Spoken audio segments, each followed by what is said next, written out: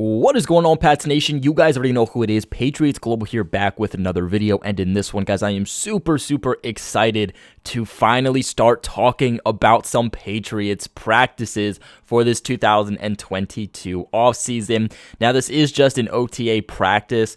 Don't expect much from this. No shells, no contact, nothing like that. Things will ramp up a little bit more for minicamp, and then things will obviously ramp up a lot more when training camp comes along. Now, of course, not all OTA days are going to be open to the media, but today, for the first day of OTAs, which, again, are technically optional for players to attend, the media was able to be there, so we did get some notes, and I wanted to break those down for you guys in this video. So first off here, I do want to start with the guys that were absent, at least from what was reported.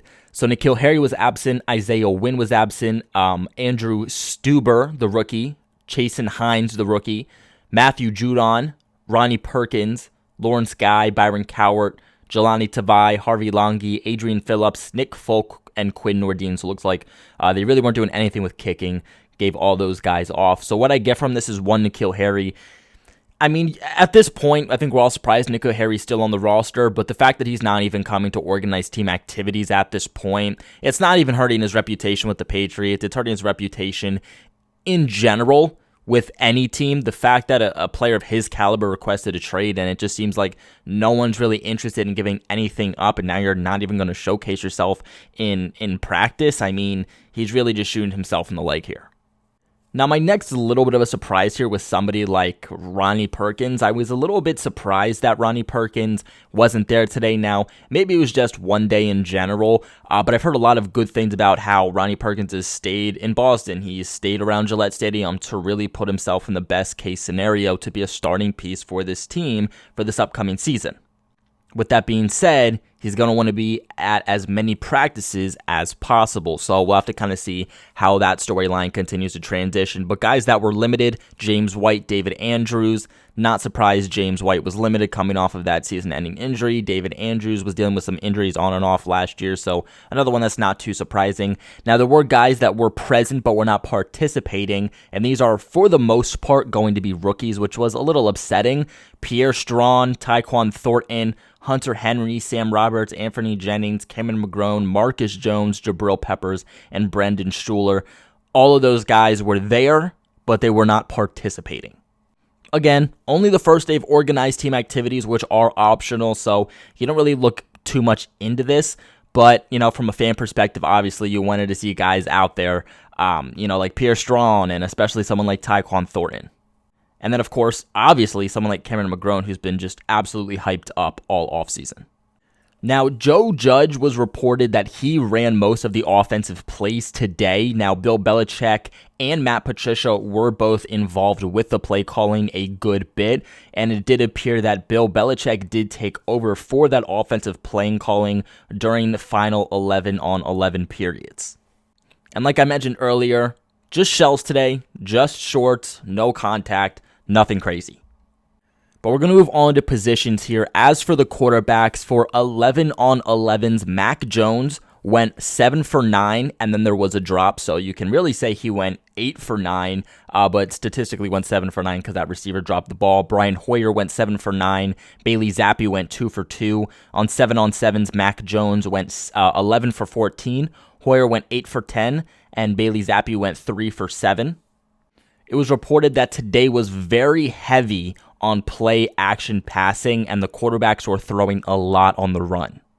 We have no news on running backs, so moving on to wide receivers, Devontae Parker had the play of the day, at least from what was reported, where he smoked Justin Bethel on a post route, which resulted in a touchdown. Parker also had a 50-yard touchdown from Brian Hoyer on a blown defensive coverage. Kendrick Bourne had a really nice one-handed grab in red zone drills thrown by Mac Jones, and then he and Mac Jones also connected on a deep ball later on. And then Jacoby Myers had a very impressive contested catch with Shaun Wade in coverage.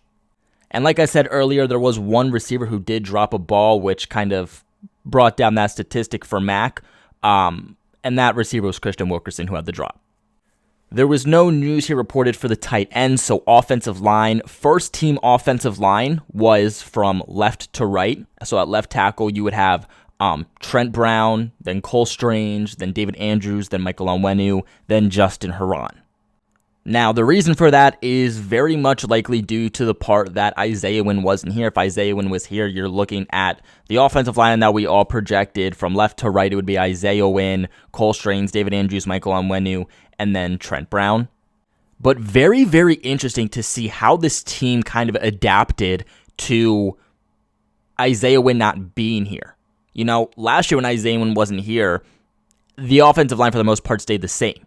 You had Justin Herron playing over at left tackle, and Herron plays way, way better at right tackle than he does left tackle, and it looks like the Patriots know that, so we could be seeing an offensive line transition where if Isaiah Wynn does go down at some point for this upcoming season, they'll move Trent Brown potentially from right tackle over to left tackle, and then put Herron in over to right tackle, which honestly I think is the smart move. Now, as for the defensive line, we saw lots of Josh Uche today. He was actually factoring not just in as an edge rusher, but also as a linebacker. This is something that I've wanted to see the team do for a long time with Josh Uche. Not just use him as an edge rusher, but kind of use him as a linebacker too. He has the ability to do so. He has the speed to be able to do so. Kind of use him in like a Chandler Jones type of way. This is going to be a big season for Josh Uche, and there's a lot of hype around him, and I will be making a video on him, but really happy to hear that they are using him in a multitude of different ways. I think that's really going to help, him get on the field more this upcoming season. But moving on to the linebackers, Rayquan Mcmillan was right in the mix as one of the top inside linebackers in practice today. Now, Juwan Bentley obviously was the other primary starter at middle linebacker, but it looks like that guy next to him was Rayquan Mcmillan. So that looks like it's going to be your 1-2 punch for this upcoming season at middle linebacker is Rayquan Mcmillan and Juwan Bentley. And then as for pass breakups, Juwan Bentley had one. Moving on to cornerbacks, Malcolm Butler and Terence Mitchell were the starting outside corners today. No surprise there. The only thing that does surprise me is not really hearing too much about somebody like Jalen Mills. I really didn't see much of Jalen Mills in photos and videos either, so, at the team release, so I'm just not sure if maybe he was very limited in the participation that he was doing, although he wasn't on that list. But you got to imagine that Jalen Mills is essentially going to be your number 2 corner again. I don't see a world in which the Patriots are going to want to go with Terence Mitchell over someone like Jalen Mills, especially with Jalen Mills, 1 year of experience in the system over someone like Terence Mitchell. But I do think that could be a low-key kind of camp battle for CB1, CB2, and CB3, kind of how that pans out. But at least for today, Malcolm Butler and Terence Mitchell are your CB1s and your CB2s. How do you guys feel about that? Let me know in the comment section below. But Jonathan Jones, after missing most of last season, was a full participant today.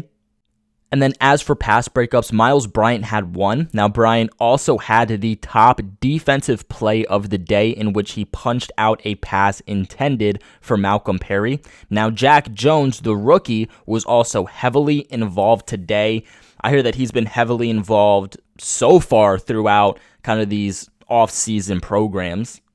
And with the Patriots' kind of lack of depth and really lack of pure talent at cornerback, I really do expect even these young guys like Jack Jones, Marcus Jones, Miles Bryant, I expect all of these younger guys to really get the opportunity and a lot of snap time, both in OTAs, minicamp, training camp, and the preseason to really showcase themselves and say, okay, we know you're young, you're a rookie, but we're not really caring about that. At this point, it's going to be who's going to play the best and give us the best defensive lineup.